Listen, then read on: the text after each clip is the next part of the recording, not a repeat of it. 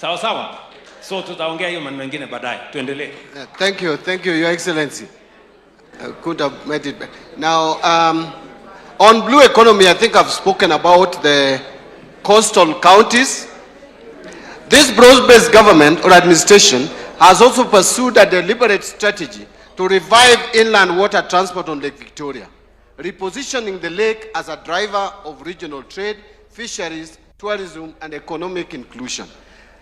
In Busia, CO ports is over 60% complete in terms, and the one in Migori, that is Mutembei port, have been done as piers. Mutembei, the second phase of the pier is ongoing, and there are two very important, three actually. There is Usenge Beach, and there is the Sena Island, the Sena one in Mfangano, and Rusinga, with an allocation of 500 million each to do and improve the lake transport from Busia all the way to Migori. Next slide. Under the energy sector, again here, apart from the National Infrastructure Fund, which will invest a lot in improving our generation of electricity to at least 10,000 megawatts, we have made some strides. One, now the installed electricity generation capacity has reached 3,272, but we want it to move to not less than 10,000 megawatts. In grid strengthening, 75 kilometers of transmission lines and associated substations have been constructed, 200 kilometers of transmission lines energized, including the Lesos, Kabarnet, Kitui Wote, and then Sondu Mutembei lines. 330 kilometers of distribution lines and 7 associated substations completed. In terms of access expansion, the number of customers connected now to electricity has risen from 8.9 million in 2022 to 10.2 million. That is additional 1.3 million. Industrialization is currently gaining momentum with 10 county aggregation and industrial parks already constructed over the last 3 years to support value addition and create employment opportunities across the counties. And there are others also which are still under construction together with the county governments. Education. Just move to the next slide. Access to education and skills, I cannot overemphasize, is very key to the success and economic progress of a country. What have we done in this sector? To enhance support to our children who are learning by giving them more teachers, because there cannot be education without teachers in classrooms. 100,000 teachers have been recruited in the last 4 years to strengthen teaching capacity and improve learner outcomes. 100,000. I keep on saying that there is no administration which has employed more than 5,000 teachers per year. If you divide 100,000 by 4 years, that is 25,000 teachers per year. And this has improved the teacher-learner ratio from 1 to 49 to now 1 to 29. 1 to 45 to now 1 to 29. Meaning now one teacher is attending to fewer students as compared to 2022. Meaning there is more quality education. And we are going to employ another 16,000 at least in the next 1 year, hopefully. Timely and consistently release, contrary to what has been put out there, timely and consistent release of capitation funds to support learning in basic education institutions. There is no single term that has been opened without National Treasury releasing money to schools. We have been releasing money to schools before the opening. There can be debate about whether the budget is sufficient or not. But whatever is in the budget, we release. And in fact, first term, we release 50%. Second term, it is 30%. And third term is always 20%. Construction of 23,000 classrooms and commencement of 1,600 laboratories in partnership with NGCDF to support CBC implementation.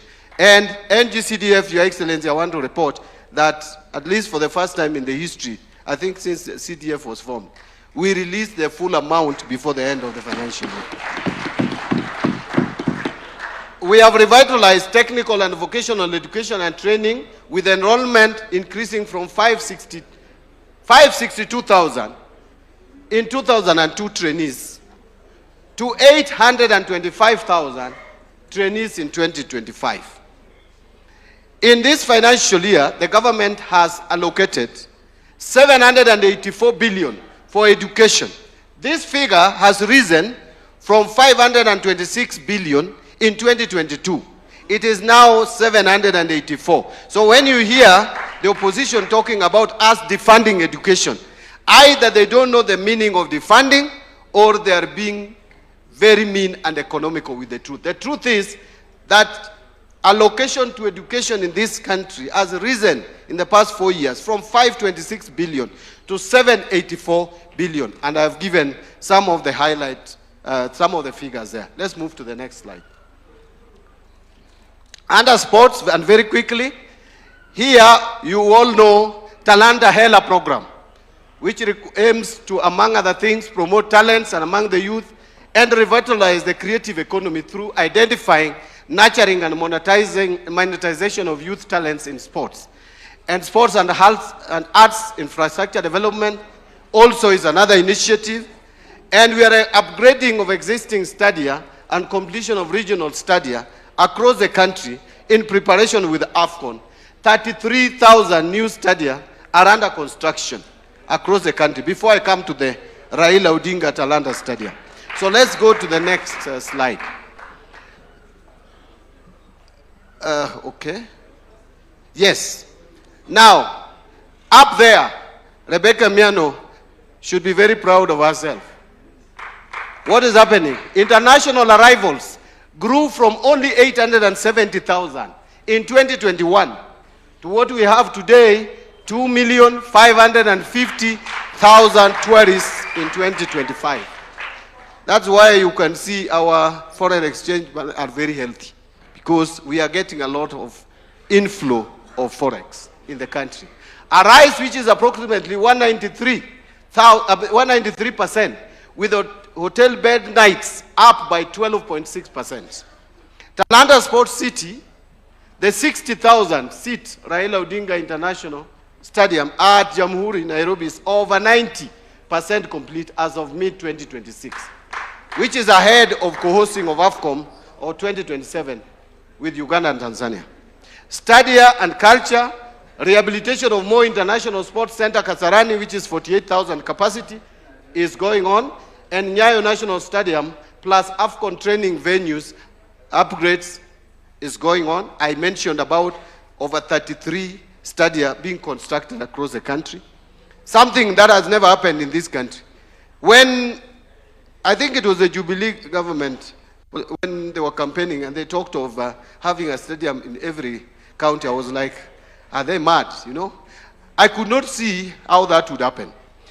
And by the way, Jubilee never implemented that. So I thought I was vindicated. Only to see that it is possible. Now, if we have done 33, what can stop us from doing another 14? So it is achievable. But let me talk also, Bomas of Kenya is expanding. I think you can see what is happening at the Bomas of Kenya.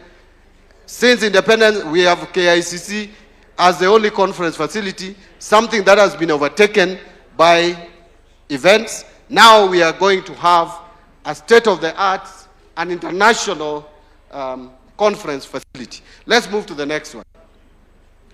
Strong devolution. Here we'll just take a minute, because I know my brother will speak to this.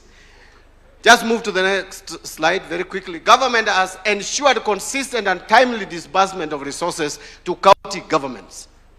We committed ourselves that we will make sure that counties are not starved of funds, that we release the county funds. In fact, at the Treasury, it is our standard rule that before anything is done, we must make sure that the funding to counties is effected. So, Look, since 2022, funding to county governments has steadily increased, with the equitable share to counties increasing from 370 billion in 2022-2023 budget to now 428 billion in 2026-2027 budget. I know we are aiming at 450, but look at the strides that we have made. The national government has also increased additional allocations to the 47 county governments. This, together with the shareable revenue and the donor proceeds, has pushed total county allocation from 392 billion in the financial year 22-23 to 502 billion in 25-26. I think I also wanted to mention this. This is very important. Today, with the national government support under the shared functions, deliveries by our mothers in level 2 and 3, which were initially not covered, are now fully being paid for, supported fully. You will allow me, because I'm getting into even a more juicy part. If you could just give me another 3 minutes, I go to the next topic, which is the public debt. That is something, Senator Mazayo, that I cannot go without talking about. Because now all this I've been speaking for my colleagues. Now I should speak for myself and my ministry. Public debt reforms. Ladies and gentlemen, look at where we were. In fact, this is what I want to talk about. The danger Kenya was in 2022-23. That is the baseline. The danger we were in. I said we were on a cliff. One mistake, we were going to tip. That is why IMF classified Kenya among Kenya among 5 other nations in the continent which were going to default. It was not about if, it was about when. All the 5 have defaulted. It's only Kenya which survived. And you see, this is where we were. I've just presented to you where we were in 2022-2023. The debt to GDP ratio was at 72%. If the government was to borrow 91-day treasury bill, the government was paying 16%. This even went up at one point because of the up to 18. Our exchange rate at this time, which went up even up to 160, was 156 to the dollar. At this time, we had a Eurobond default risk, real, $2 billion US, which was to be paid as a bullet payment. In the month of June 2024, up to this time, the government had no strategy on how this was going to be paid. That is why there was panic. The investors lost confidence in Kenya. The yield on our bonds shot up. In fact, the shilling depreciated to 160. That is what we were talking about. Because of this panic, because of this possible default. And debt service to revenue ratio was at 60%, meaning every shilling we were collecting, 60 cents was going to debt service. And finally, this was the fiscal deficit, 8.8%. So what was the government's response? Go to the next slide. The government's response was this. IMF was supposed to support the government. It took time. No one knew whether they were going to support the government. Fortunately, the team which was in government that time, I was not there, for full disclosure, took a decision that saved this country. In the month of February, an opportunity was seen that we could go to the market and refinance this debt. So the government went and refinanced the Eurobond up to 75% in February. That is what saved our economy from total collapse.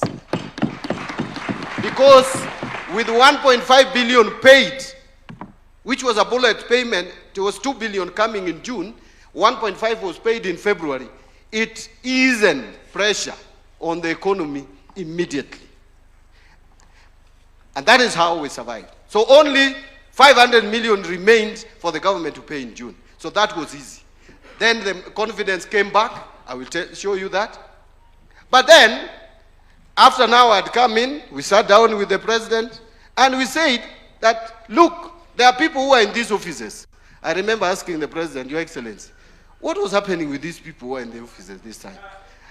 2 billion bullet payment is coming in June, and you have no plan. Let me add, you have no clue. And probably you have no strategy on how to settle that. And you are just hoping that you are leaving office and another person will deal with that problem. That is carelessness, that is recklessness. Now, we sat down and looked at our debt portfolio and profile. Yeah. We looked at the portfolio of debts that we had, and we saw that in 2027, we have another big debt to pay.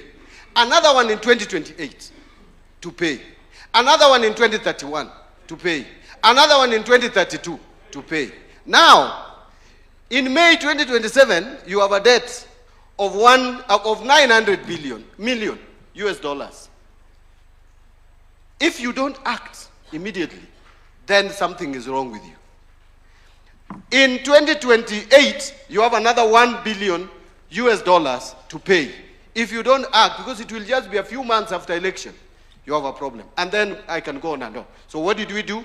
In March 2025, we decided to manage part of this debt of 900 million. We paid 579 million using what we call debt buyback. And so we have a balance of 320 million, which we continued further in October to reduce further by another 90 million US dollars.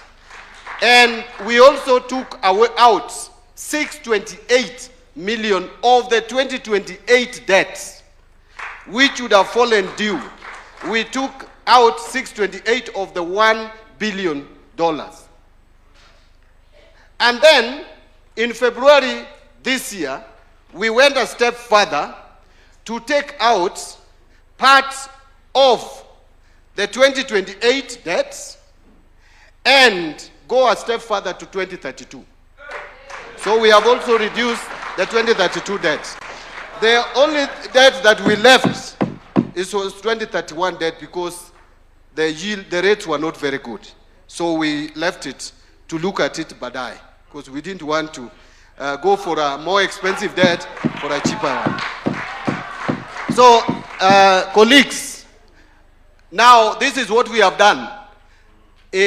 We had, in June 2024, we had what we call the critical. It was very critical.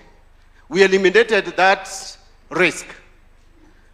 We have managed, through all these things that we have done, to strengthen Kenya shillings by 17%.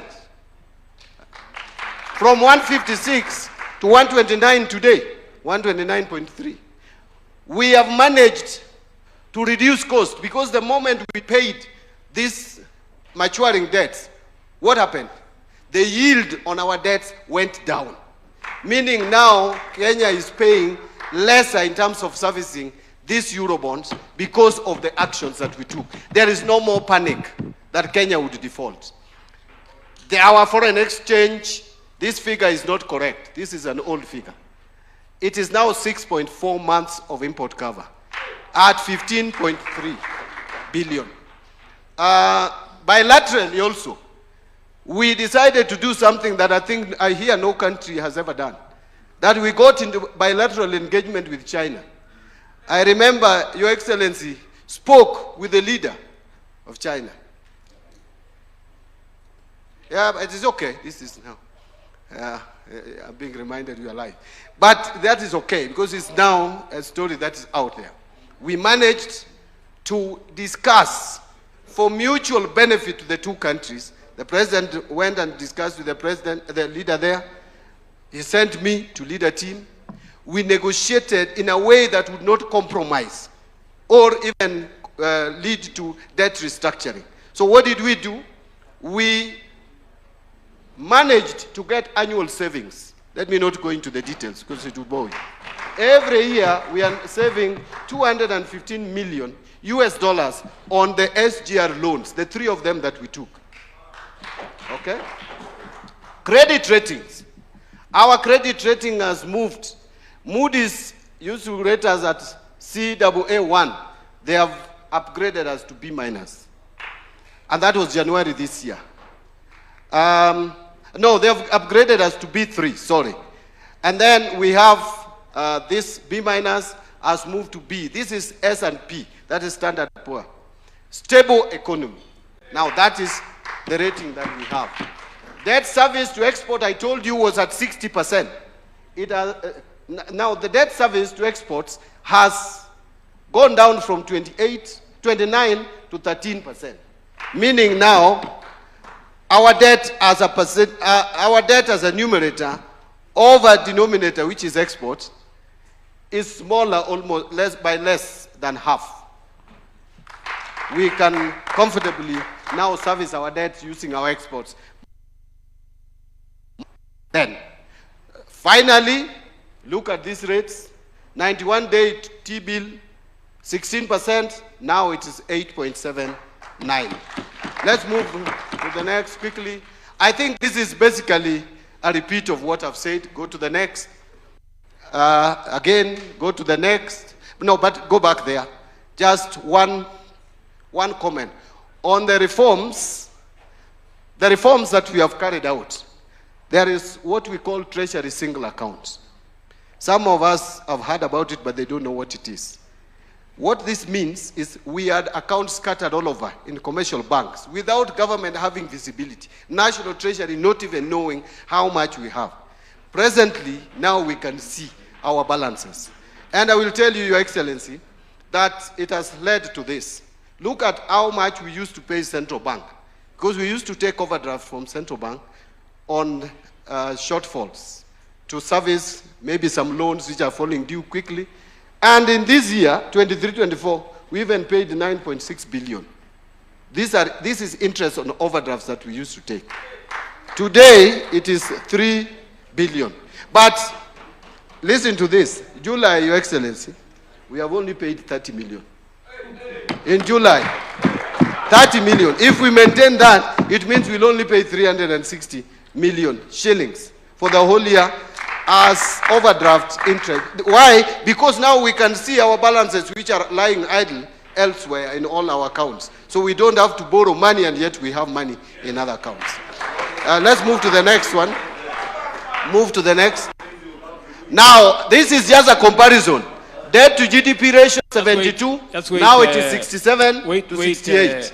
John, yes. Just wait 1 minute. Sorry. Just go back to that single treasury account. Let's go back to treasury single account. You know, friends, the issue of treasury single account is a very big and transformational step that we took. Many administrations tried to do this single treasury account, and it was impossible. You know, since Kibaki, it was not possible to do it because there was money being made by people placing government money in different accounts. Now we said, and sometimes you go to the market to borrow money when you have your own money sitting in a bank. You know, it is very foolish. So what we did, we said, we must have visibility of all government money in every account. And before we go to the market to borrow, we use the money we have. If we have money here that is not being used now, it is supposed next month. We take that money, use it this month, we will find the money for next month. So that, and I must congratulate our good people at Treasury for taking that very bold step. Today, look, in 2023-2024, because we didn't have Treasury single account, we paid 9.6 billion on interest. That has come down to this year, 2026, 3 billion. And he's now telling you, for July, he only paid 30 million. Because now the thing is being seamless. This is part of the reforms that nobody will tell you about. Because we are not saying it ourselves. We must say it loudly. you know, so that people know we have transformed the economy of the country. Whatever numbers you see here have not happened by accident. It is because of the reforms that we have carried out in that space. Treasury single account is one big step that we have. So we are being told some other character is saying, because he doesn't know, he says, oh, I'm going to come and do a treasury single account. Hana habari kwamba it is already done. Thank you, Your Excellency. I know, thank you, Your Excellency. Now, this one is just a comparison. All the things that I talked about, debt to GDP ratio has improved, you can see. 91-day treasury bill rates gone down. Debt service to export, that is 2022 to 2026. I have explained all this, so we can move to the next. Then just move to the next. I think I've spoken to all this. So in summary, this is what we have done in terms of liability management. We have reduced refinancing risk. We have reduced refinancing risk, which was real, and you saw it. We have improved our debt profile. Fortunately, even the report from IMF that was given to World Bank, which unlocked our DPO, had a positive picture about our debt sustainability. Market confidence signal. This we have also achieved. And by the way, what we did was to convert most bullet maturities into amortizing bonds. Let me just explain it in a second. Most of our Eurobond were bullet payment. Bullet means you pay it once. It was coming and you pay it once. What we have done is to change most of them to amortized bond, that you pay them in bits over a period of time. And most of them, so if you look at our curve, if I had time, you can see it has been smoothened. It was having spikes, very long bars. Near-term cost, again, against long-term, you can move to the next. I think I've explained that. Now, this has led to stable and business-friendly macroeconomic environment. Let's just go to that. I don't want to bore you with the 5% GDP growth. This one you know. Move to the next. Our forex reserves, this is what I was speaking to. 6.4 months, it's not even 6.3. 6.4 months of import cover, which is way above the 3 months, which is the threshold. We are at 6.4. That is why we don't have much shocks, even regardless of what is happening in the global economy. Savings, this I need to speak to. Savings have risen from 1.5 trillion in 2022 to 2.85 trillion by June 2026 in this country. Total savings. Total savings. But His Excellency spoke about NSSF savings. It is now at 700 billion. From what in 2022? 285. The figure that HE talks about was 320, but that was 2023. 2022, it was at 285 billion. Look, NSSF has increased their savings. Now what do they have? 285 to 700. The savings has helped us in supporting the Nairobi Securities Exchange.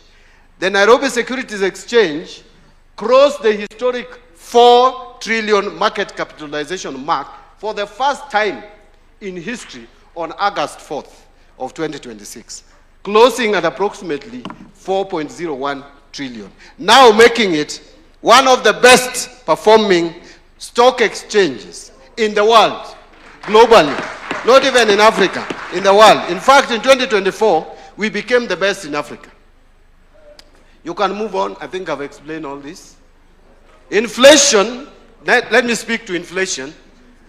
Inflation has stayed relatively within the 7.5 to 2.5 plus, to 5, which is 2.5 up or 2.5 down.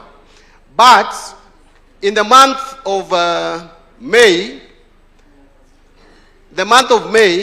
we had, in April, it was 5.6. This was up from 4.4 the previous month. Then it went to 6.7 in May. But it came down to 6.4 in June.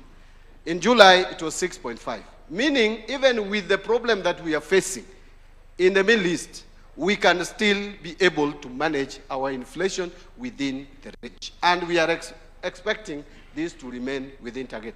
Move on so that we can finish. Now, this, I only want to explain this graph. Credit to private sector. I've heard people say that we are starving private sector of resources, that what are we doing to make sure that people have money in their pockets. The story is different. Credit to private sector from around May 2024, this is the pattern, has been going down. Mpaka it was negative at one point in January 2025. We were really struggling for banks to give private sector money. But this has recovered, you can see. Today we are talking about 9.3% in May growth in credit to private sector, meaning banks and financial institutions are giving more money to the private sector at a positive growth, almost now hitting double digits. So this, again, is not just happening by chance. You can even see the interest rates have gone down. And this I will not say here, but what National Infrastructure Fund has also done, we may end up with more credit at double digit to the private sector because there will be liquidity in the market. Let's move and we conclude. Yeah, so this is just more explanation on the same. Move on. I think we have explained it basically this. Because of the time, let's move on. In the interest of time. Where have you? You've come back. Go on. To the next slide. The next. Of course, our exchange rate, I not overemphasize. That one I'd explained. I've explained Nairobi Securities Exchange, but let me just repeat it. That Kenya's capital markets have crossed 4 trillion in market capitalization for the first time in the history of this country by August 4th, 2026. Total listed company value has also grown by more than 1 trillion since January this year alone. And this is clearly demonstrating investor confidence. From one of the world's weakest markets from 2023, before 2023, today we became the Africa's best performing exchange in 2024 and the second best in 2025. Move on. Of course, that is talking about the capital markets. I mean, the IPO that we issued. Now, move to the next. The one, yes, this one. FDI inflows. This is what can show you and demonstrate the investor confidence. Foreign direct inflows of USD 3.2 billion in 2025, the highest ever recorded, 38% growth from 2.3 billion in 2024. This is not our own data, it is UNCTAD World Investment Report of 2026. FDI has doubled in 3 years, from US dollars 1.6 billion in 2022 to 3.2 billion to 2025. Kenya has now been ranked among Africa's top 5 FDI destinations. So when people talk of businesses are fleeing away, where is the data? The data is that we are now among the top attractive investment destination. In fact, in terms of attractiveness, Kenya was ranked the best in Africa in terms of attractiveness. Number 56 in the world. But you can see FDI inflow, you can only talk about Kenya together with Nigeria, which has also been attracting some inflows, Ethiopia, Uganda, and I think Egypt. Yeah, I don't see where Egypt, oh, Egypt is here.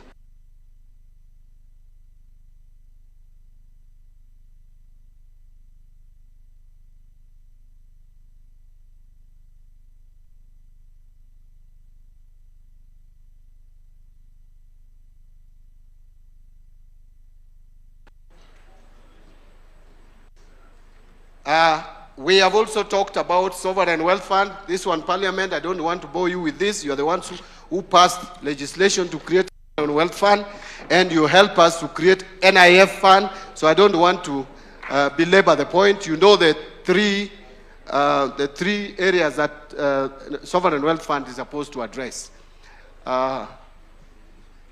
Let's move on.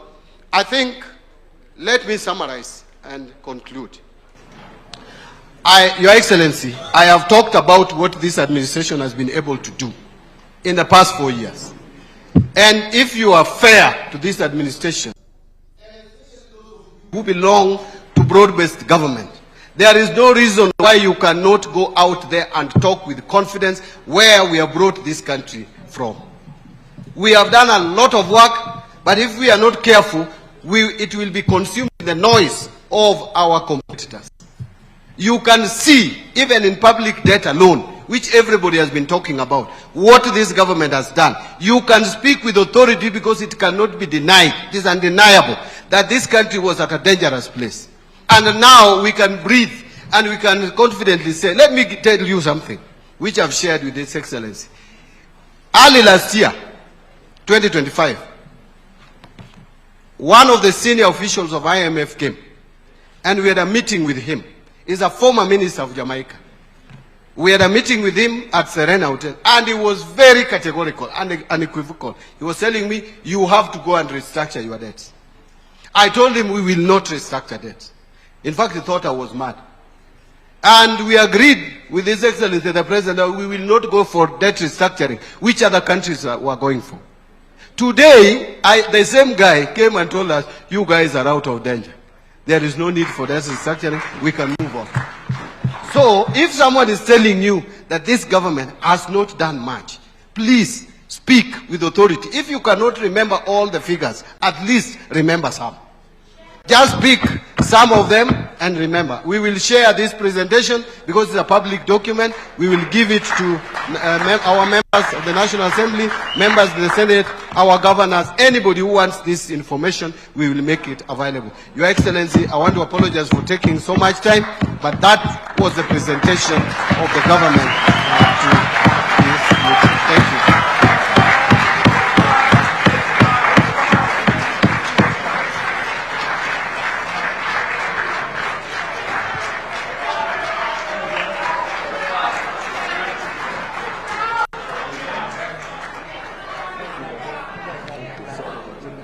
Asante sana ndugu yetu waziri wa fedha na mipango ya uchumi, ndugu yetu John Mbadi. Nafikiria ndio sababu baba alikuchagua kutoka katika ODM ili uende usaidie, na umethibitisha wakilishi huo. Waheshimiwa, nataka kuambia kwamba ikiwa unataka kupata vile vyote ambavyo Mbadi ameongea hapa kwa taarifa, unaweza kuichukua baada ya mkutano umemalizika.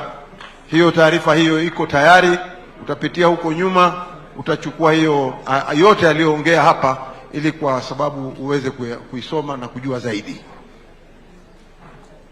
Nataka kuchukua nafasi hii vile vile umuita ndugu yangu mwenyekiti wa COG ambaye pia ni gavana wa Wajir. Karibu sana Ahmed.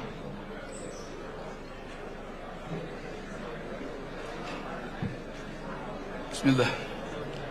Your Excellency, the President of the Republic of Kenya, Dr. William Samoei Ruto, Your Excellency, the Deputy President, my party leader, Excellency Governors, Members of Parliament, members of the broad-based family, good afternoon. Your Excellency, I think I should have come before John Mbadi. It will be such an anticlimax, and I don't want to get you to sleep through my presentation, but I'll try. Your Excellency,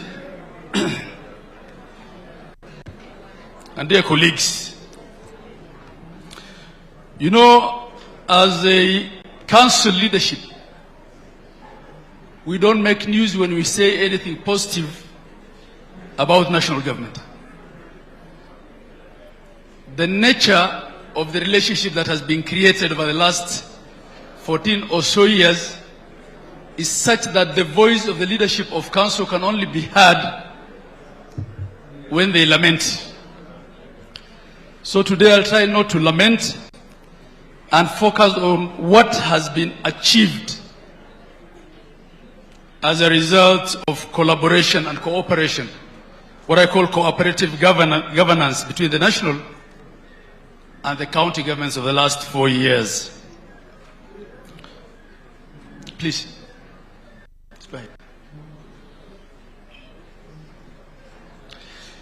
Your Excellency, the greatest achievement over the last 4 years has not been what either level of government has accomplished independently, but what we have been able to achieve together.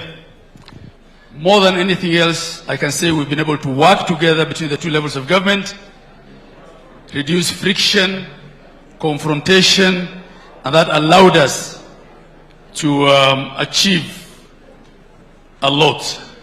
Next.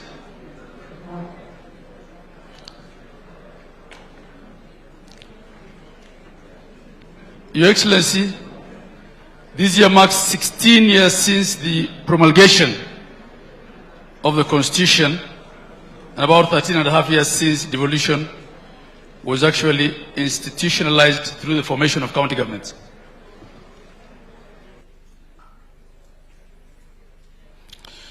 Your Excellency, the data that I'm going to share here is from our open data portal at the Marifa Center of Council. At the Council, we have a team that tracks vital data, just like KNBS does, from counties. And at times, there might be some slight differences here and there. Go ahead, please.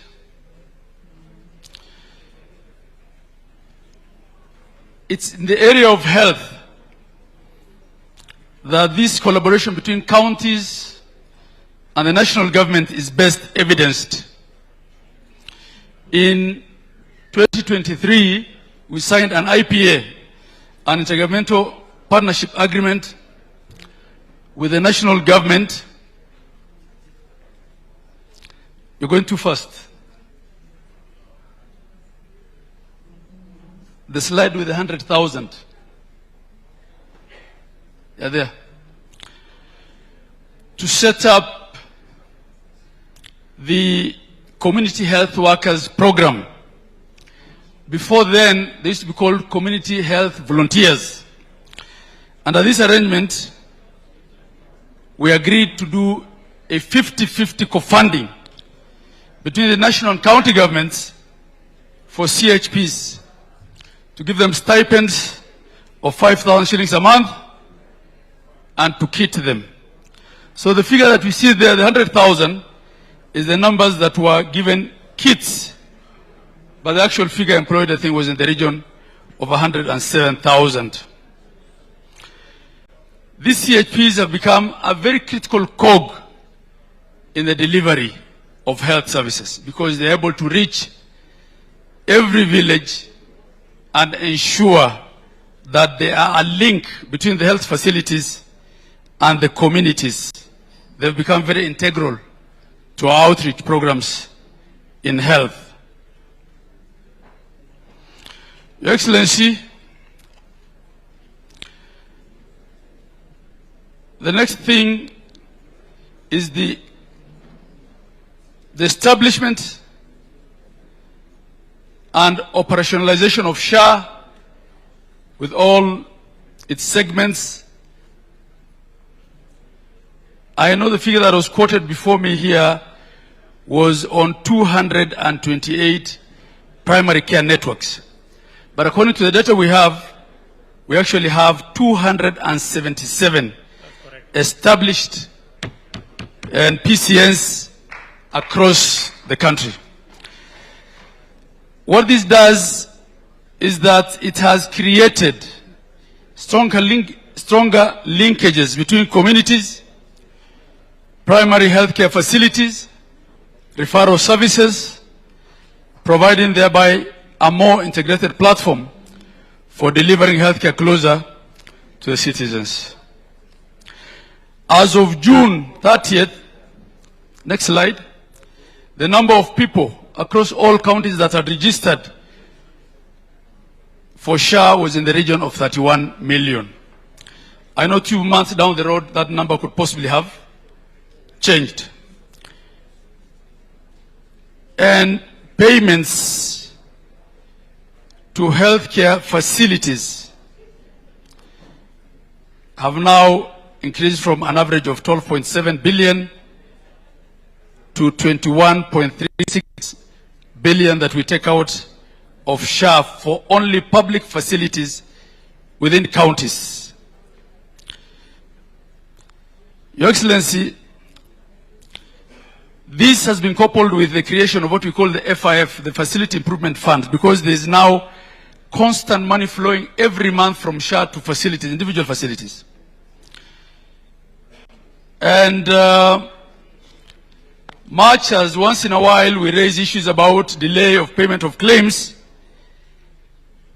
actually we're dealing with a positive challenge in our facilities, in that the facilities now have money. They think it's their personal money. The facility in charge at times will even tell the CEC, the Minister for Health, this is my money. And we have counties that have built entire wings of hospitals, such as Homa Bay, I know, out of FIF money.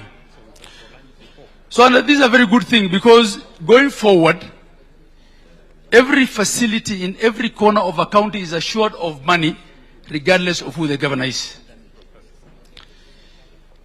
Your Excellency, they usually say the proof of the pudding is in the eating. All these interventions that have been made are for a purpose: to reduce infant mortality, maternal mortality, increase vaccination rates, increase skill delivery. So I'll just go into a few of those statistics. We have, with the national government, come up with what is called maternal and perinatal death surveillance and response program, MPDSR. This is to actively and consciously monitor which mother is dying in childbirth and which child is being lost in delivery. And the numbers have yielded results, and actually showing that in 2004-2005 fiscal year, there was 2,851 lives lost. That's the number of maternal deaths, compared to 2,656, showing a decrease of about 70%. These numbers, of course, need to come down further. One mother being lost, one child being lost is one too many. But you can see this trend of declining maternal deaths is as a result of the interventions being made in our healthcare systems, the reforms that we are collectively working together on. The number of licensed public facilities across the counties has also increased tremendously. And this data is available on the website, I guess, also of KPMDC. And this only speaks to public health, public facilities. From 4,500 under NHIF to a total of 6,740, an increase of 2,240 now registered under SHA. The number of hospital beds established across counties now stands at 10,104. And this includes, of course, ICU and HDU beds. Next, still in the area of health, when this administration came into office, the medical and service equipment scheme, I think it was commonly referred to as MESS, and I remember Senate saying MESS is a mess, had just lapsed. So the equipment was near obsolete with respect to the useful life, and there was no capacity to fund new equipment by counties. And so the idea of National Equipment Services Program, NESP, was conceptualized by this administration. NESP is now delivering equipment across all the counties, and at least 28 out of the 47 counties have received a number of equipments, including CT scans and MRIs, biochemistry machines, laparoscopic towers, and these are today available in nearly all the level 4 and level 5 hospitals, and for the blood and biochemistry machines even in level 2 and level 3 hospitals.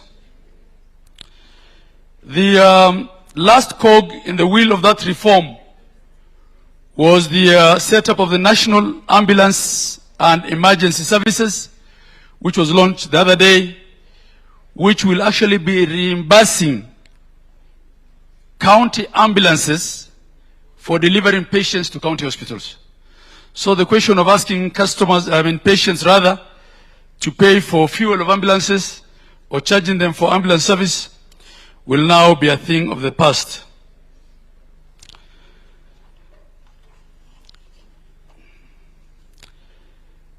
Moving on, still within the health reform sector, as many as 42,000 digital devices have been deployed across level 2 to level 5 facilities, supporting the transition towards electronic patient records and digital processing of social health authority claims, making it easier also to collate health data because everything is now digital. So, Your Excellency, I think the one area where this collaboration in the last 4 years has really proved very advantageous to the counties and has really improved services to the common man is indeed in the area of health. Governors are usually quite protective of the health space because of the propaganda and the rumor that's always created that there's an attempt to roll it back. But I want to say that these things that we have achieved as demonstrated, and they may not be all the figures that you will require, will not have been achieved if we had not collaborated, from changing legislation to thinking through PPP arrangements for equipments, to the improvements that the administration has made in KEMSA, to programs such as MPDSR. Moving on, Your Excellency, the data of agriculture, I think what Honorable Mbadi gave is a lot more refined than what I'll give. The Council's data shows that, for instance, horticulture generated no less than 216.5 billion, up from 2003.6 billion in 2024. The amounts generated from coffee exports in 2025, for instance, just comparing 2 years, was up by 38.4 billion in 2024. And tea, according to our data, generated as much as 187.1 billion in 2025. Across all counties, food crop production has improved, with paddy rice output increasing from 169,300 tons to 180,000 tons, and maize deliveries slightly to 178,000 tons. And this is data that was all lifted from the last State of Devolution address that we had at the COG. showing that the programs that this administration has consciously thought of, such as the fertilizer program, are impacting on agriculture in all the counties. Your Excellency, agriculture's contribution to the national economy has, as a result, increased from, move a bit faster, 21.2% to 23.2% of GDP.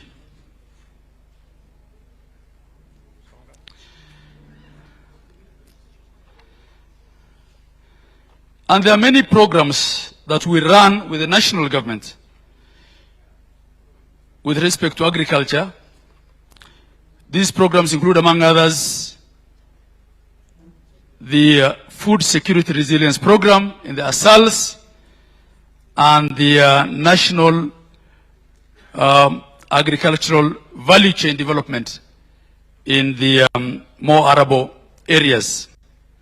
Agriculture continues to demonstrate the transformative impact of this cooperative governance,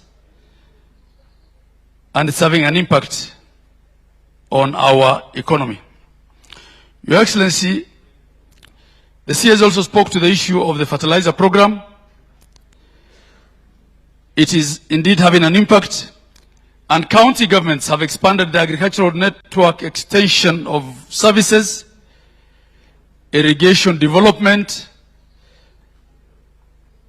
livestock and market support to take advantage of the support that the national government is giving.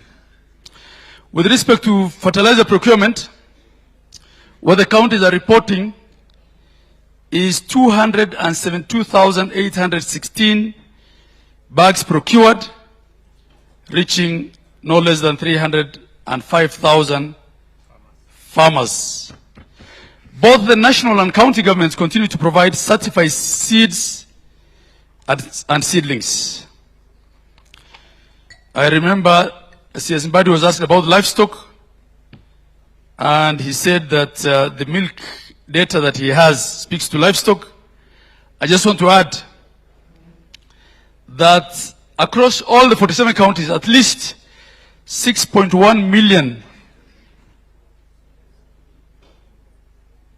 of livestock has been vaccinated in the period under review. County governments have expanded extension services to livestock farmers as well, reaching almost 2.5 million livestock farmers. Moving a bit faster. In the area of trade and industry, our work in counties begins with registering businesses and giving them permits. We report to Your Excellency that in this period of 4 years alone, county governments have issued over 1 million businesses with trade licenses, demonstrating growing business confidence in the country, because the 47 counties registering local businesses of 1 million actually speaks to the business environment there is. Working with the Ministry of Trade, we have 34 counties that are now developing industrial parks under the County Aggregation and Industrial Park KIPES program, which program also is a collaborative program co-funded by the two levels of government on a 50-50 basis with respect to the construction. And governors have requested, Your Excellency, that the 13 counties that have not been funded so far, I think there's 13 counties that were worried that their funding has been removed in the last budget, that funding be restated, Your Excellency, in the supplementary, because I think this program now is picking up and all the counties don't want to be left behind. But we're working also with the Trade Ministry to operationalize the ones that have been completed.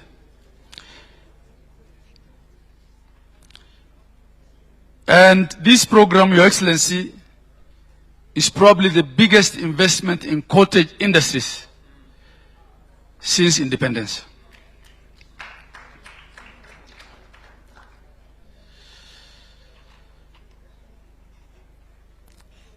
In the area of climate change, the collaboration between the county governments and the national government is also bearing fruit. And here, Your Excellency, there is the financing locally led climate change flow action program across all the 47 counties. This has institutionalized climate governance and dedicated climate financing to the very, very local level, and its impact can be seen in terms of earth dams, in terms of incubation of agricultural farms in even places that are not traditionally crop producing areas. In the area of water, Your Excellency, the data that we have shows that the distances to save water has substantially reduced from 3.2 kilometers to 2.8 kilometers. This is largely because of investment projects such as the Kenya Water and Sanitation Investment Program, which the Ministry of Water is running with counties. Other programs include the Kenya Water Sanitation and Hygiene Program, KWASH. We also have underground water for ASALS, which is part of the Horn of Africa initiative. These, taken together with the investments that counties are putting in water, has resulted in a reduction of distances to save water. In the area of environment, Your Excellency, counties report that as many as 72.5 million trees have been planted in the last financial year alone across counties.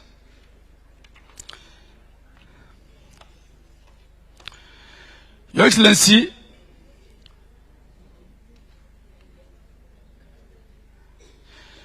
I've been asked to wind up, but please allow me, I just have a few more slides. The most contentious engagement we usually have, Your Excellency, between counties and national government is during the DORA process, which is counties always asking for more money. Equitable share has increased by more than 45 billion shillings in the last 4 years, and I think that was also demonstrated by CS Mbadi. Counties' own source revenue has also tripled, because the more counties get, the more they're also able to generate their own source revenue.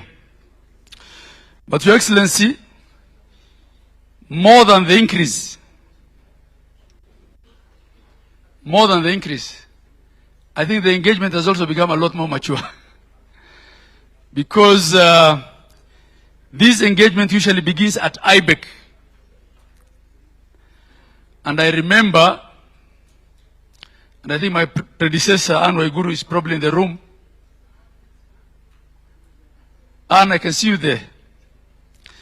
Your Excellency, there's a time when during IBEC days, Anne will call me at 7:30 to call in sick.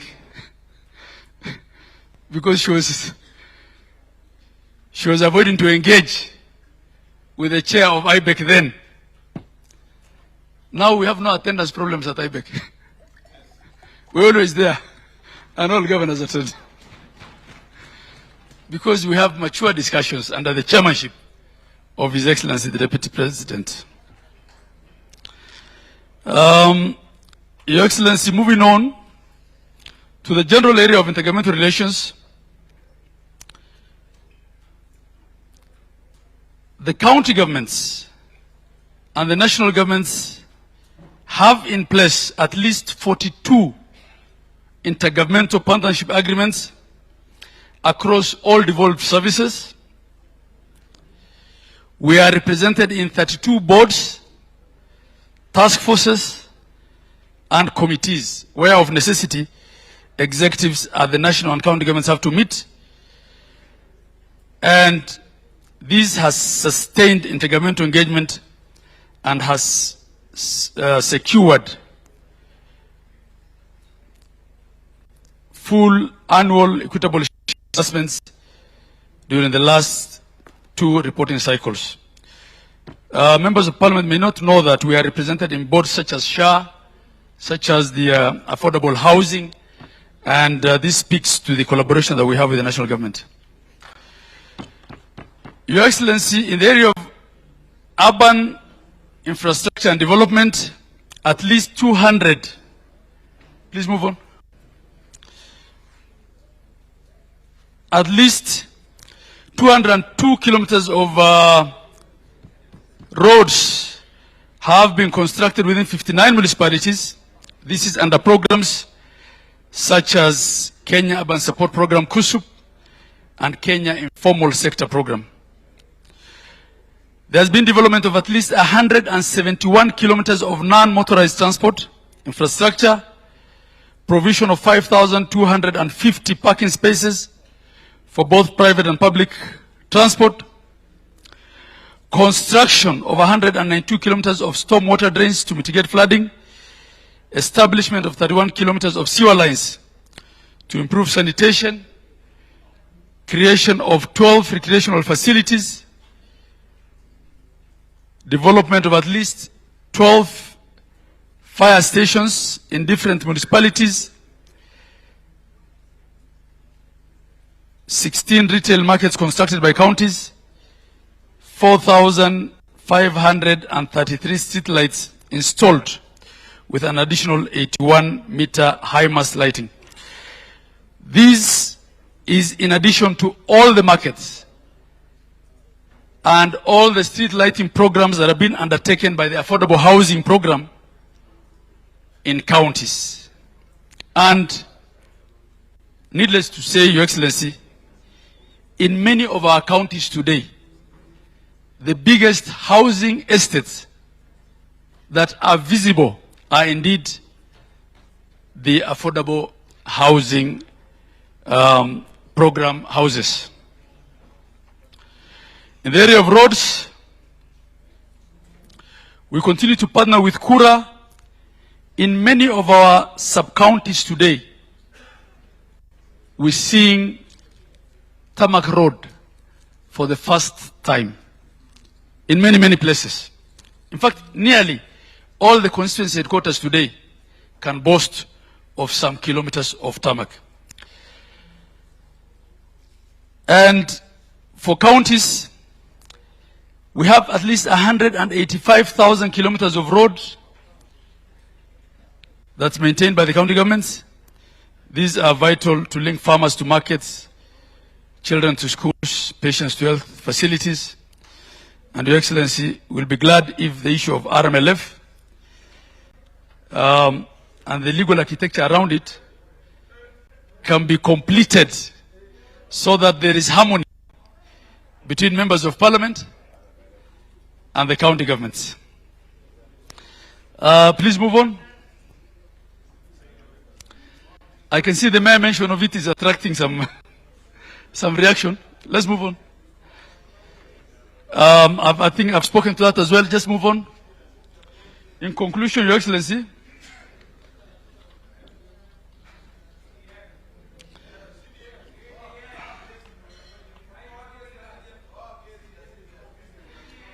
Your Excellency,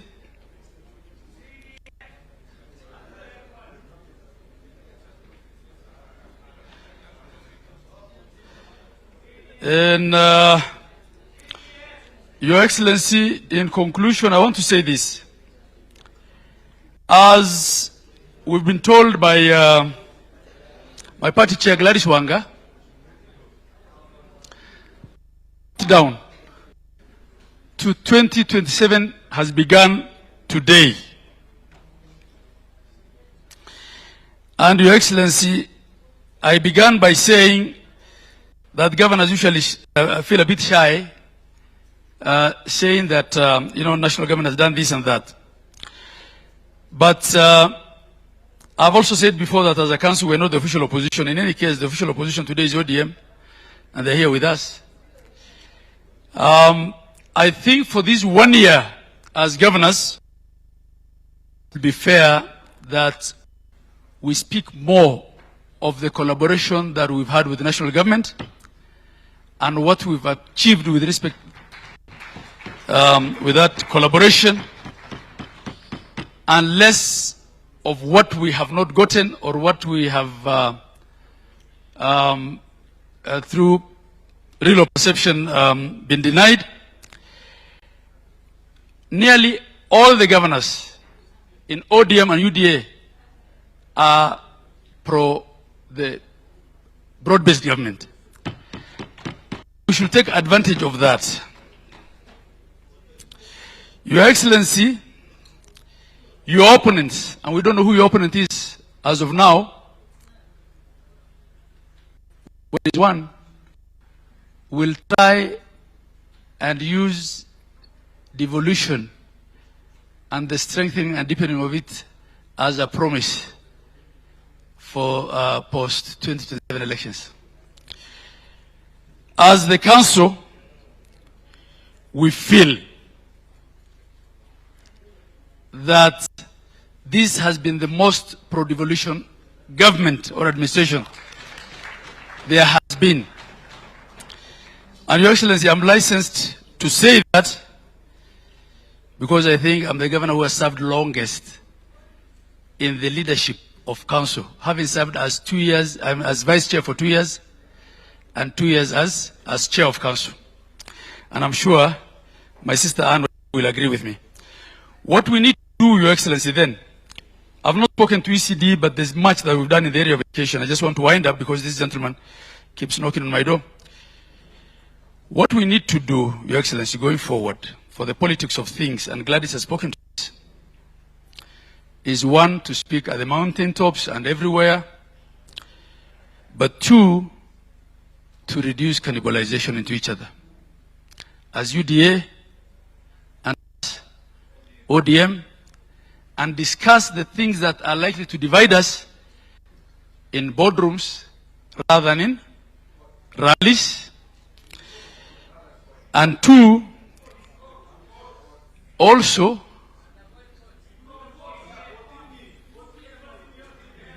I don't see why ODM and UDA will take each other. Let us have some order. Let me go on. No, everybody will have a chance. I'm not talking about county governments and national government. I'm talking about UDA and ODM. I don't know whether ODM has taken UDA to court. I'm not aware. To Your Excellency, also, we need to reduce the so-called kingpin fights, especially in places where broad-based government has a lot of support. In fact, in those places, Your Excellency, what's likely to hurt us more is these kingpin fights than the opposition.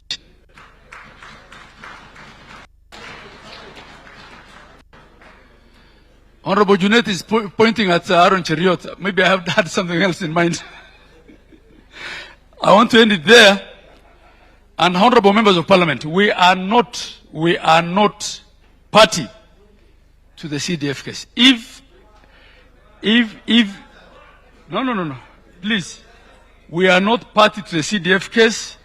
If a Kenyan enjoins us as COG, we have to send a lawyer to court. But we have no problem with CDF. We have absolutely no problem with CDF as Council of Governors. I think that debate is well behind us.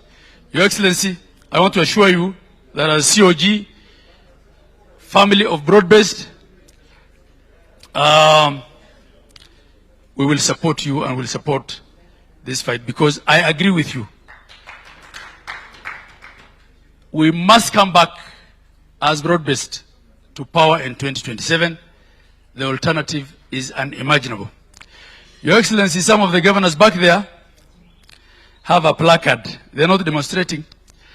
They're just reminding me of the issue of pensions. I don't want that to be the only thing that's taken out of what I said. I'll leave it at that, Your Excellency. I thank you all. Just before Mazzayo, 1 minute, stewards, just 1 minute. Thank you. Governor has really spoken to the heart of our administration's perspective on devolution. And just so that we all understand where we are vis-a-vis devolution. Because sometimes there is a lot of propaganda and fake news. Number one, we made a deliberate decision that we are not going to engage in confrontation with our counties. We made a deliberate decision that instead we are going to be consultative, we're going to be facilitative, and we are going to work together. We have done, in my estimation, about 6 critical things with our county governments. Number one, we have not only increased our shareable revenue that is going to the county.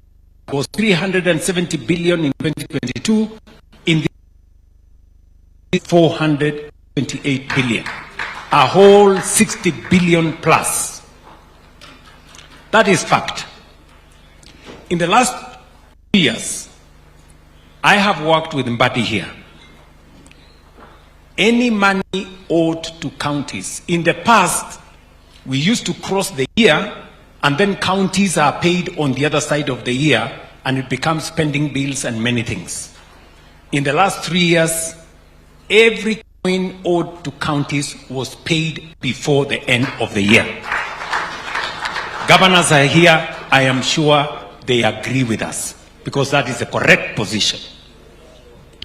When we came into office, we engaged these county governors.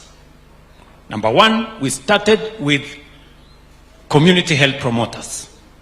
They were all over in some counties, not in some counties.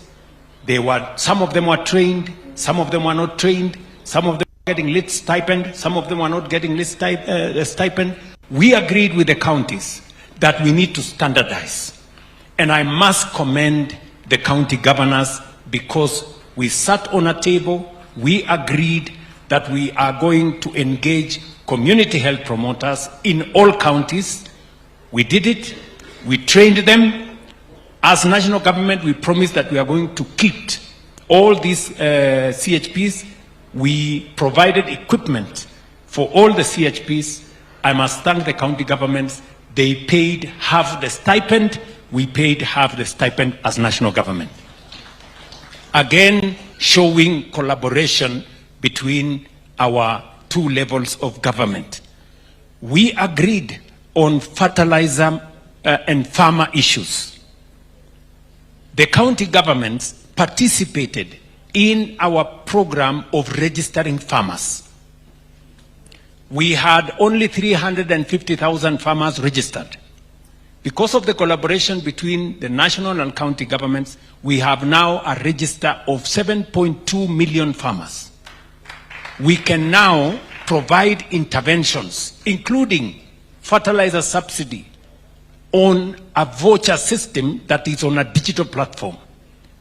We have since eliminated brokers, we have eliminated cartels, because every farmer is registered. The county governments have given us some of the last mile. You saw here that there was a place where we said we have 228 centers where we are distributing fertilizer. Many of those centers are funded and provided by counties because agriculture is a shared function, actually a devolved function.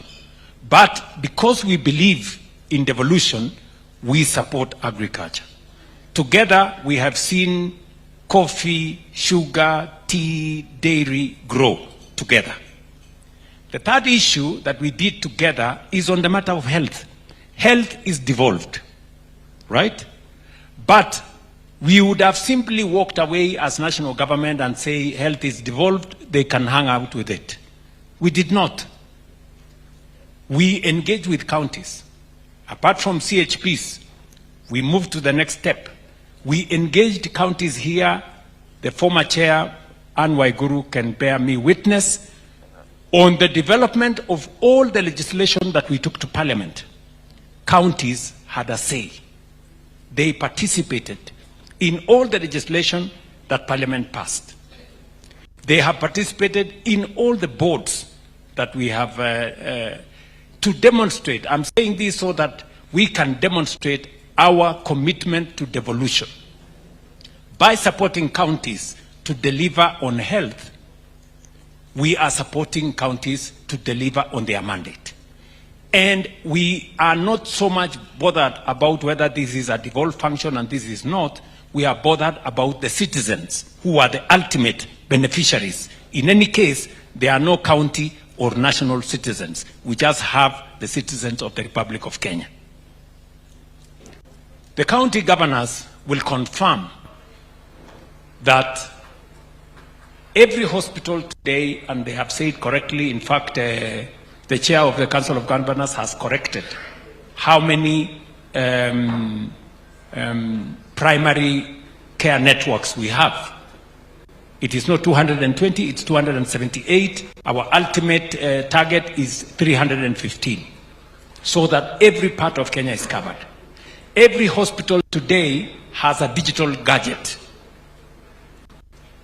Every facility today, we agreed with the counties that we will do a model facility improvement fund, and every county did pass in their legislatures facility improvement funds in every county. That is why today every hospital in the Republic of Kenya receives money directly from SHA for the citizens of Kenya that they treat.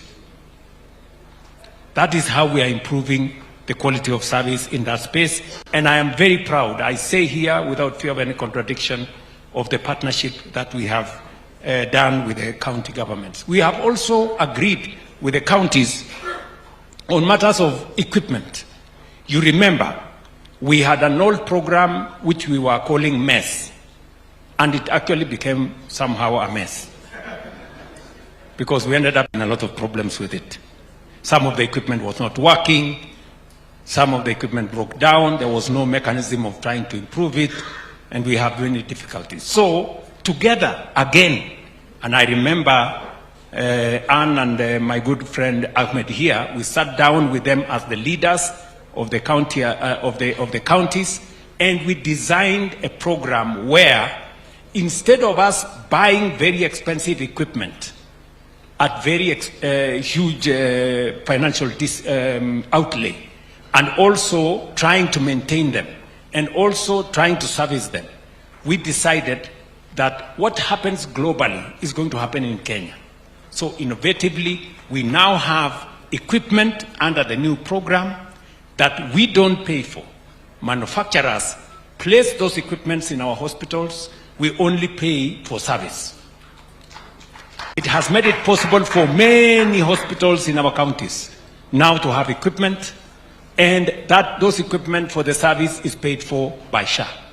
Again, collaboration between the county government and our national government because of matters to do with making service available at the county.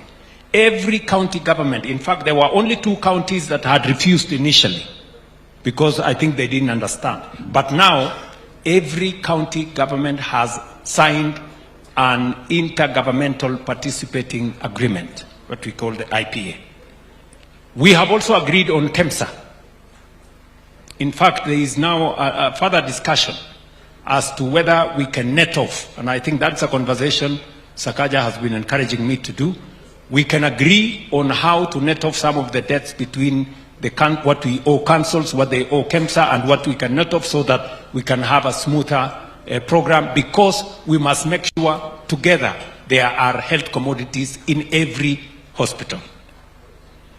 And on KIPES, this good man has said what we are doing together. again, counties gave 250 million, and the national government gave 250 million for the kites.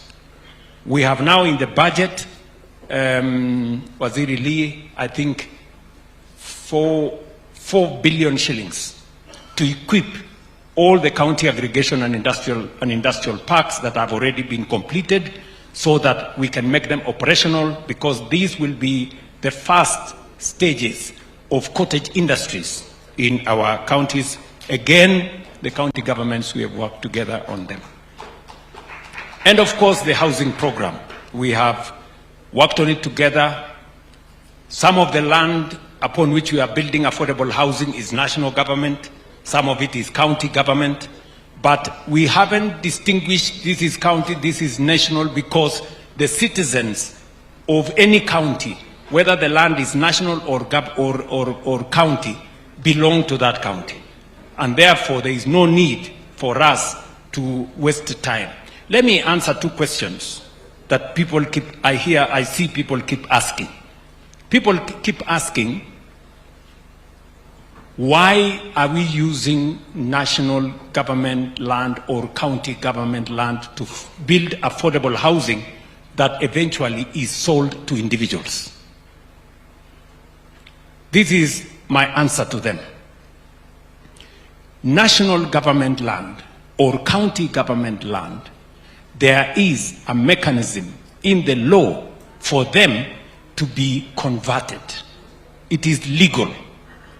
And let me ask them, between a national government land or a county government land being used to develop housing which benefit Kenyans, and that same land being left for grabbers to take it or to own it, which one is better?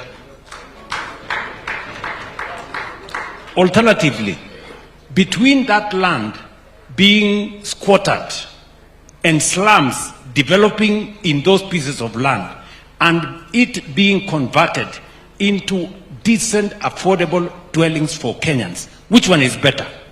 For a slum to develop or for an orderly, affordable housing to be developed? Logic. Akili bwana. Sio kama tunaelewana?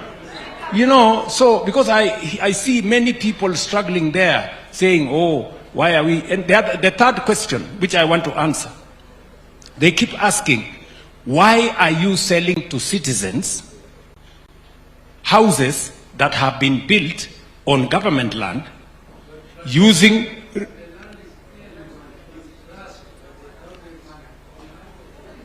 In fact, Uhuru has made it clear. Uhuru says, whatever land, be it by county or national, is held in trust by those governments for the people. So if the people benefit from that piece of land, what is the problem? But let me answer the third question. The third, some people are asking, why are we selling to citizens land, houses that have been built on government land using resources raised by the people of Kenya? I want to answer them. It is because the resources that we have put together by the people of Kenya using the housing levy and the land upon which we are building this land does not belong to one person. It belongs to all Kenyans. So when you buy, you have to pay, because we need the money to do the revolving fund until every other citizen has gotten a house. Then that is when we will stop. But until and unless each and every one of us has got a house, we will continue the revolving fund, because in any case, we have a shortage of close to 2.5 million houses, and that shortage is growing. So we are chasing a number that is moving. That is why we must continue building on whatever land that is available and selling to whoever Kenyan wants to be a homeowner. That's how we are going to change our country. And I want, in that particular case, to thank our counties for being part and parcel of the transformation that we have undertaken, whether it is in health, in agriculture, in housing, in county education and national parks, and all the others. And I want to confirm that we do not have friction anymore between the counties and the national government, because we have a deputy who will. So continue.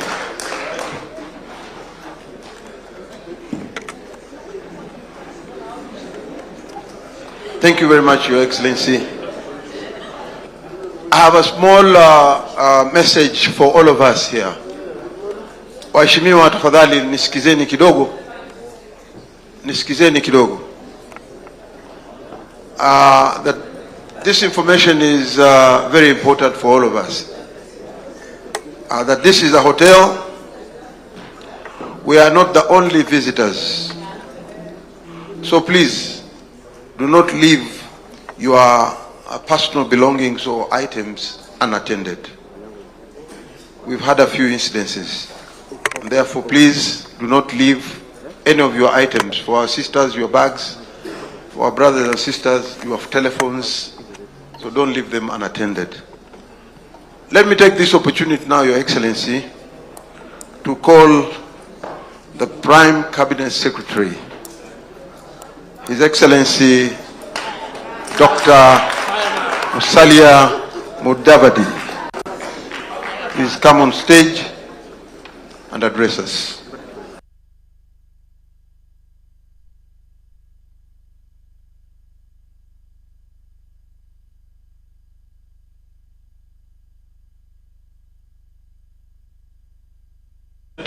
Party Leader Uhuru, Deputy President Kindiki, and colleagues in the broad-based.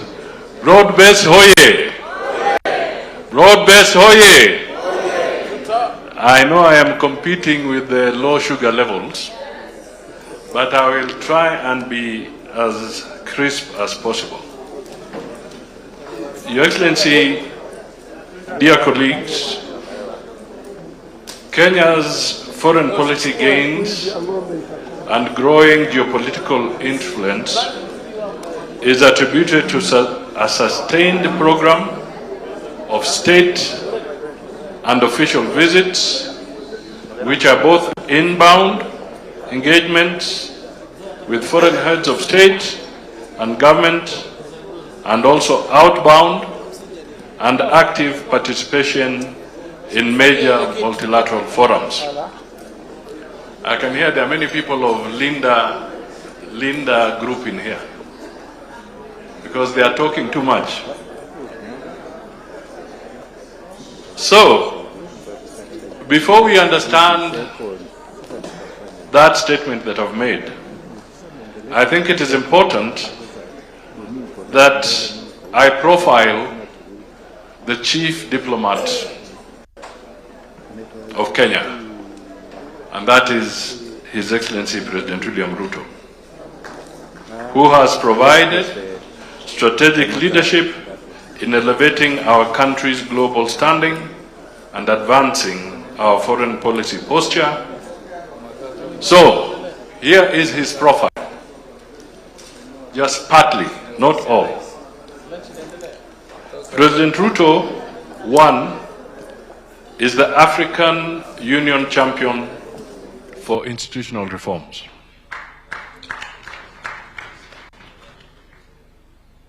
President Ruto is the current chair of COMESA. President Ruto is the chair of the Committee of African Heads of State and Government on Climate Change. He has just handed over the chairmanship of the East African Community. President Ruto is also the champion for Africa Continental Free Trade Area in Africa. He is also the champion for pharmaceutical manufacturing for the African Union. I am profiling this so that we can contextualize Kenya's growing stature in the diplomatic field. President Ruto has addressed 2 G7 summits. The 50th G7 summit in Italy in June 2024, and more recently, the 52nd G7 summit in France in June 2026. President Ruto has addressed, since he took over, 4 United Nations General Assemblies from 2022, including the Summit of the Future Plenary, which was very well received. President Ruto has become the second Kenyan head of state to address the Tanzanian parliament in Dodoma. The first one was Daniel Moi in 2002 November, and they called it his exit speech or his farewell speech. President Ruto has become the first Kenyan head of state to address the European Parliament.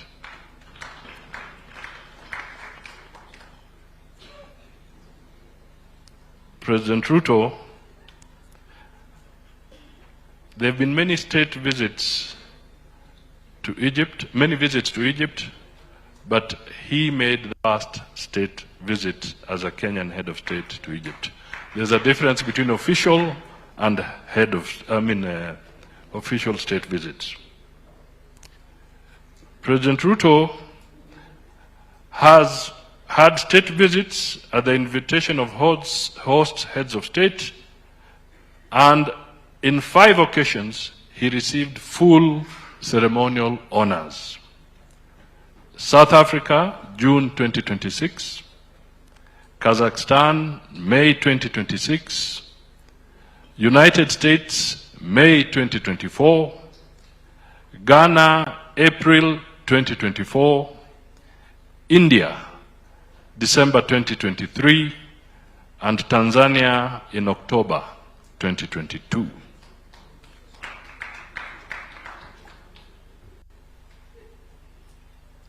So, between September 22nd and June 2026,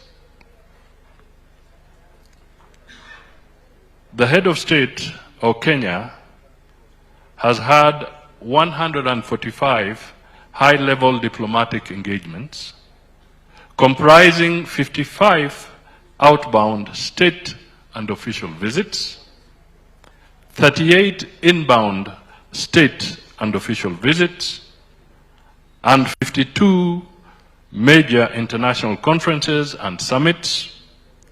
And this has resulted, just within that period, in the signing of 297 bilateral cooperation instruments with 57 partner countries and international organizations. I'll be sharing this with the Secretariat so that it can also be given to you. I'm just picking the highlights. So, what would be the landmark diplomatic achievements that I can sample? I don't want to give all, I just want to sample. First of all, just a few weeks ago, Kenya has now been elevated to Tier 1 under the African Union. Tier 1 is an enhanced status which gives Nairobi a stronger voice in shaping continental policies, peace funds, and trade agreements. Kenya now joins the continent's highest contributing economies. They normally call them the elite group, including Algeria, Angola, Egypt, Ethiopia, Morocco, Nigeria, and South Africa. This tier group, I think you listened to Mbandi very well.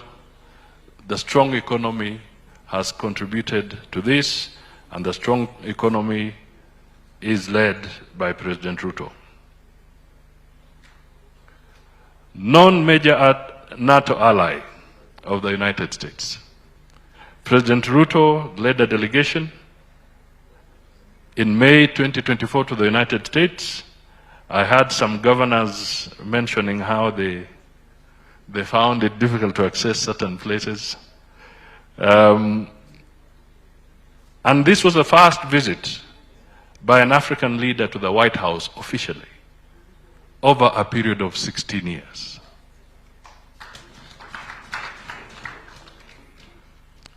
Now,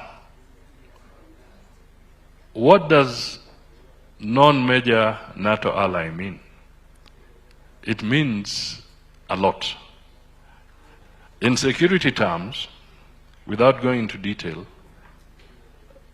it means that Kenya, if need be, from a security perspective, can have access to more advanced equipment, which would ordinarily not be available to other countries, amongst other things.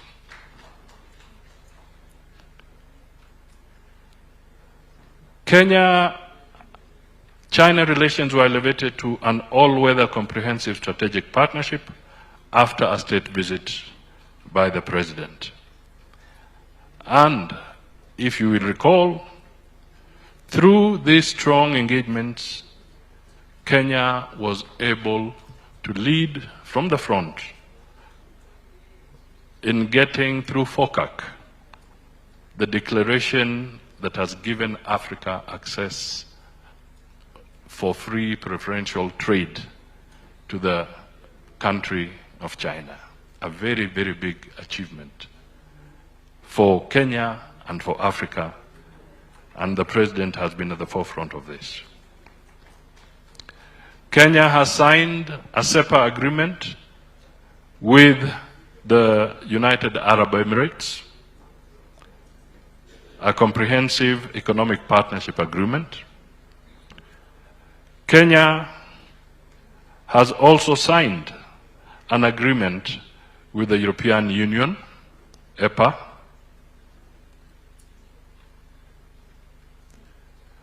Kenya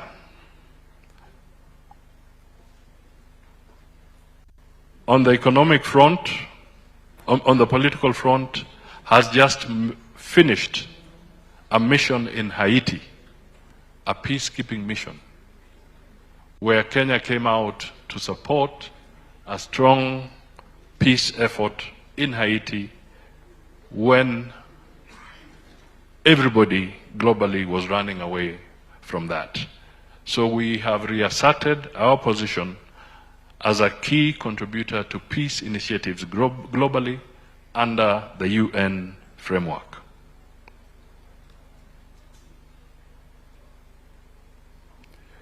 Let me very quickly also flag some recent events that are important. Kenya, for the first time, hosted the Africa Forward Summit.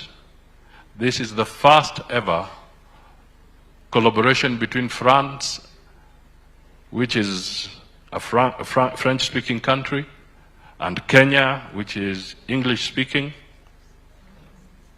All these fora have always been held in Francophone countries, but for the first time, Kenya hosted this France-Africa Forward Summit in an English-speaking country.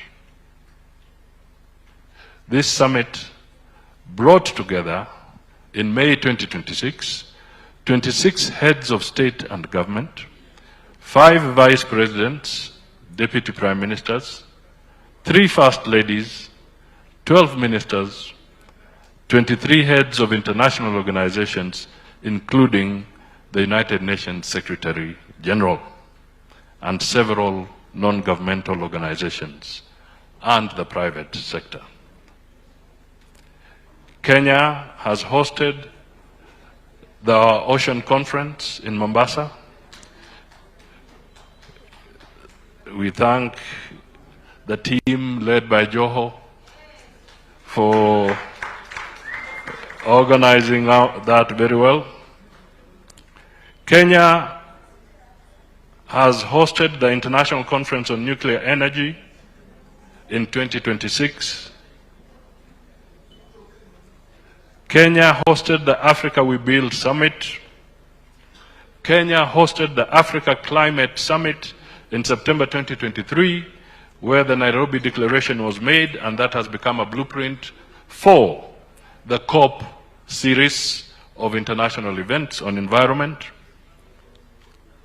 As I have said, I've already pointed out the issue of the non-major NATO ally. Kenya has for the first time tabled its sessional paper on foreign affairs in Parliament. Thank you to the parliamentarians, both in the National Assembly and the Senate, for ratifying this and helping us through.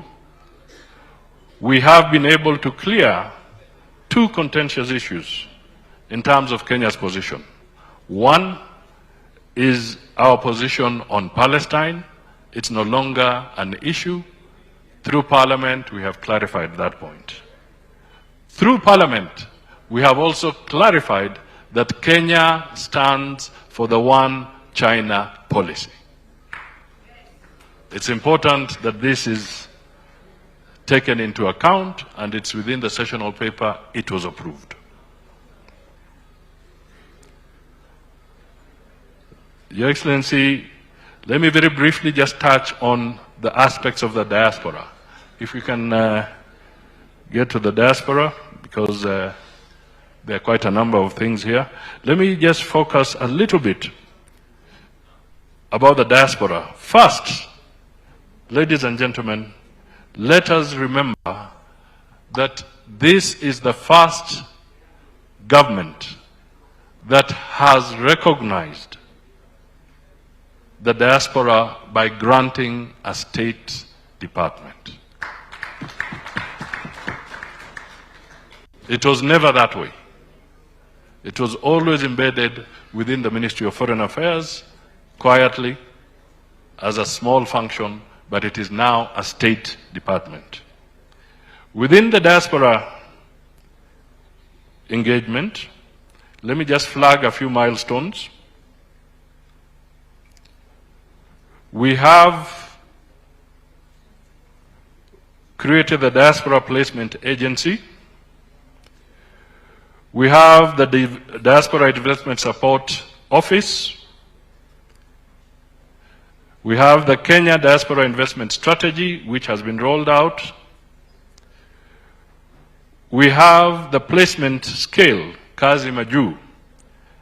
And ladies and gentlemen, within the period of 2022 to date, through the Kazi Maju program, working with the diaspora and Ministry of Labor, job placements have hit, for Kenyans abroad, have hit 580,000. Outside, not here.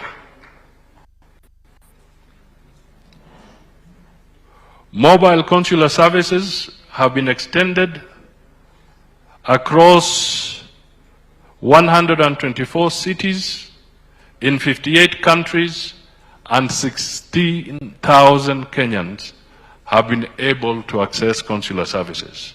And these are growing systematically. Our missions, and I think the AG is working very closely, they'll soon be able to completely do the marriages and everything that some of our people need in different parts of the world, so that we can make it easier. Under the consular services, they've received IDs, they've received support in different ways. Kenya, under the diaspora, has also set up the NCLX Examination Center, and this was a center that was established to be able to certify nurses who wish to go and work in countries like the United States, Canada, Australia, and New Zealand. That center is here, they can be licensed here, and then they can proceed. Diaspora has also engaged in quite some substantial evacuation and repatriation. We have, in the last 5 years, helped 5,292 Kenyans in distress from various countries, including Sudan, Laos, Myanmar, Thailand, Malaysia, some in Saudi Arabia, Lebanon, UAE, Tanzania, Qatar, and more recently in South Africa, where there was the threat of xenophobia. Kenya has 72 missions globally.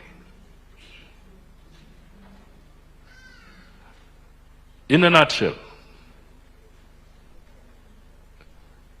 the point I'm trying to put across is that this was not easy to achieve. With the United States, for instance, Kenya has signed a 200 billion health partnership with the United States, courtesy of the President of Kenya leading this from the front. We have had a lot of cooperation in education, culture, and sport, in ICT. More recently, the President made a visit to Belgium, and one of the things he's very close to concluding is, in the ICT sector, is the data adequacy, where Kenya will be categorized through the European standards as one of the most suited nations for matters ICT. That, again, is going to be very, very important in our journey on the digital engagements and advancement. Let me now almost conclude.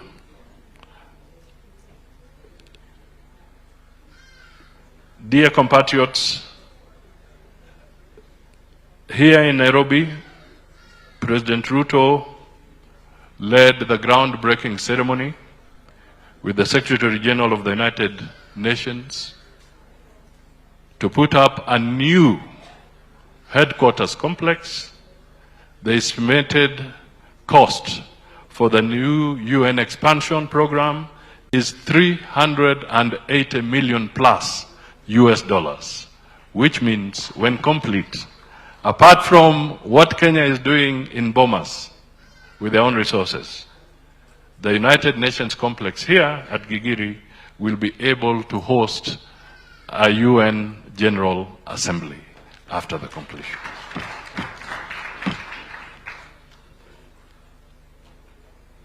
We have had the Middle East crisis. There was some foresight somewhere before the Middle East crisis came through, and maybe this I will pick because I think Mbandi missed it. The G2G arrangement. My dear colleagues, the Middle East crisis has caused massive disruptions in global supply chains. Massive. What has saved us, especially in terms of the steady supply of fuel, we may argue about prices kidogo, but the steady supply of fuel was because Kenya has a G2G arrangement with the oil-producing countries. This one, Mr. President, you drove it. It was not anticipated, the war was not on, but you pushed and said that it's absolutely essential. We hedge our risks, and the best way to hedge our risks was to make sure that we have a G2G. I think it is paying off. And indeed, other countries are now coming on board. Rwanda has come on board. to be part of this arrangement. And other countries are copying the template. That's a very serious statement in that area. Now, a few things which I will request, Your Excellency, through you, I want to say that going forward, we need a lot of support from Parliament. A lot of support from Parliament. Parliament is primarily a legislative body. But I want you to fathom Parliament in a competing geopolitical world. Competing geopolitical environment. If Parliament is forward-looking and it's seeing the global picture, we are likely to move much faster as a country in terms of our legislation and the direction we ought to take.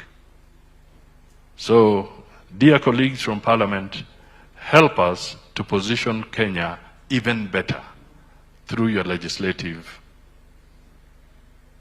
function. Sometimes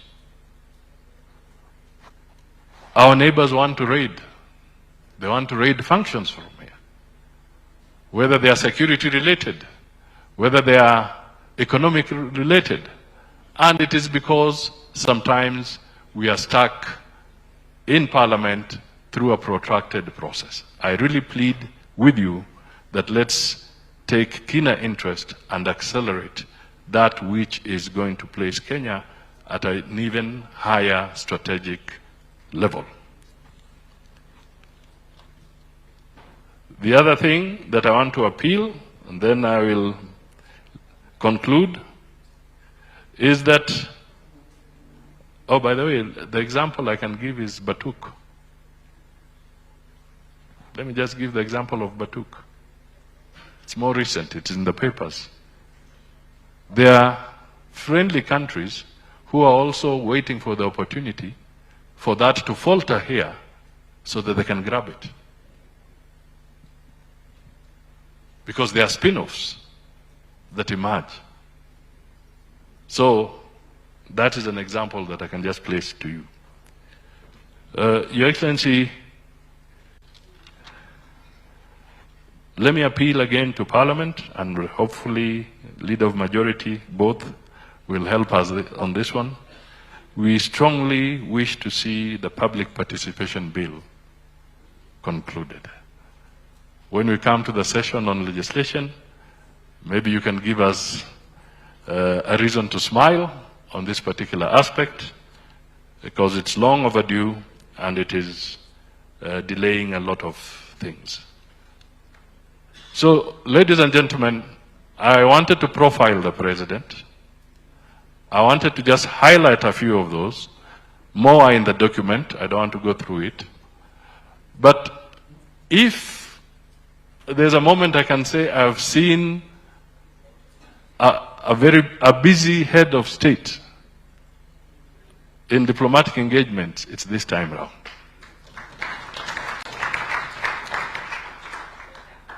You cannot have that profile, those engagements, unless you have an active head of state on the diplomatic front. He has literally, and I can say this without blinking, he has literally become not just the voice of Kenya, but the voice of Africa. A consequential diplomatic voice, a consequential diplomatic influence, which we need in order to consolidate Kenya's diplomatic standing even further. Kazi kwenu, kazi kwetu. Finally, let me say thank you, Mr. President. I've enjoyed very much working with you in the foreign docket. It is excellent. We continue looking forward to your support. Tukienda mbele. Asanteni sana. Haya, tumpigie Mheshimiwa Musalia makofi jameni. Asante sana waziri. Now, we decided to have that session because part of what informs our success, especially in the economic front, is the perception of Kenya globally. It is important that we have a national posture as a country that assists in bringing foreign direct investments into Kenya. People must develop confidence in our country. If you don't remember the many things Musalia has said, remember 5 things. Number 1, in diplomacy, we put the citizens of Kenya first. That is why we have a State Department responsible for Kenyans in the diaspora, because they are our biggest ambassadors. How we treat them, how they speak about our country out there, informs how others think about our country. That's number 1. Number 2, we hosted the first Africa Climate Summit, the first ever hosted by any country. It gave us real status in the continent. It was a global event. It was a continental event. And it was a measure of stamp of approval by the continent, by the sheer attendance. Number 3, Kenya became the African country that was invited by the United States for a state visit in almost 20 years. No other African country had been invited, signifying the place of Kenya in the international community. Number 4, being a Francophone country and understanding the stature of Kenya, France chose to have the Africa Forward Summit hosted by a Francophone country for the first time by an Anglophone country for the first time in French-Africa relations.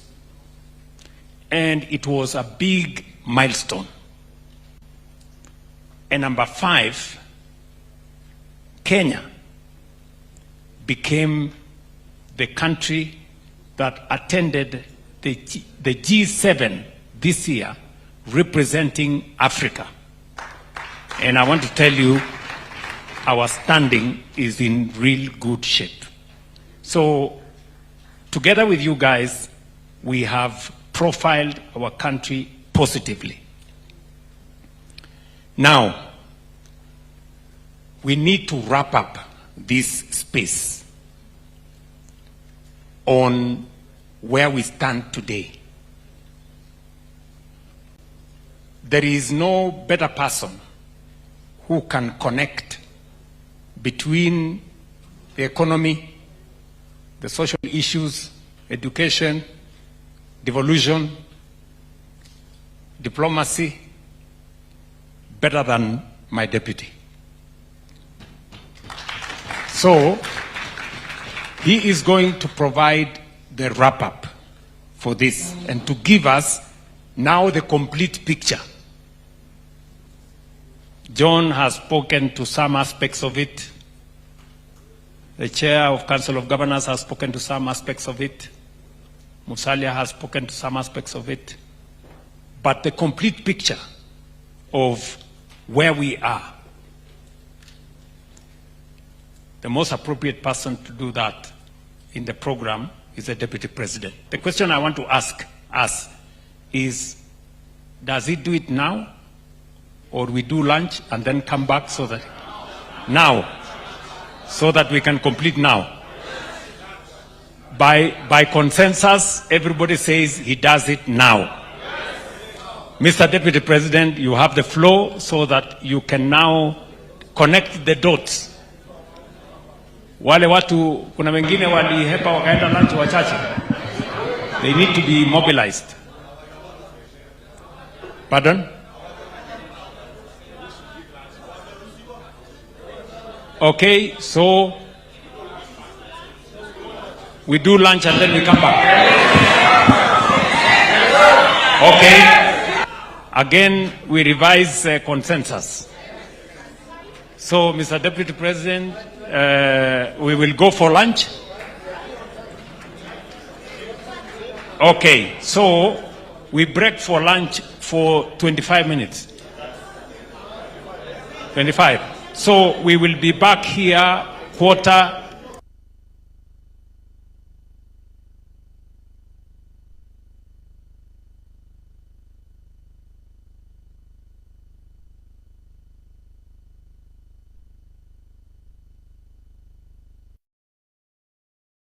Son.